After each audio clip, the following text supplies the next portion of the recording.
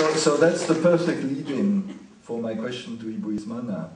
I would really like to ask her exactly how it was, both the trip and then arriving in England in a strange place, in a strange culture. How did Bapa behave? How did he behave differently from the way he used to behave in Java? I think those are the sort of things we'd probably like to hear. But first of all, I would like to thank to the committee that we invite us, Haryono and I, to come and join with you, to share the joyness, and also to thank Papa, especially for all of us who has given a lot of things to us to guide us to the right direction. And in fact, I was still very young at that time. It's only 22, I was 22 years old. And of course, at that time, when Bapa asked me, suddenly Bapa came to me, he said I was called by him, by myself, nobody was there. And he said to me, Ismana, you have to come with me. In fact, but your Rohanawati should come, but she couldn't come. That's what she said, but what Bapa said. But since then, actually before that, I had a feeling, maybe, but I hope you are not in crisis, because I wasn't like in a crisis at that time when I start joining SUBUD. Maybe because I don't believe SUBUD at that time. So that's why I have a lot of things that I understand what is the latihan. So this is actually, maybe I just tell you, because I also see the vision of Bapa coming abroad, you see. I didn't tell Bapa at that time, but then Bapa asked me to come.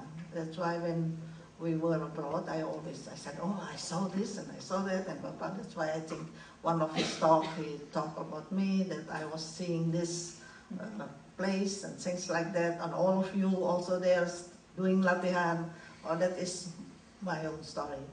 But in fact, to me, at that time, I don't understand much. In fact, I just follow what Bapa has asked me, because we are also new in SUBUD, and I become helper, actually very young helper, so I didn't know what to do also. I just followed, in fact. But at that time, it seems I don't even know about the regulation or anything about helpers, so I just follow what Bapa wished to ask us.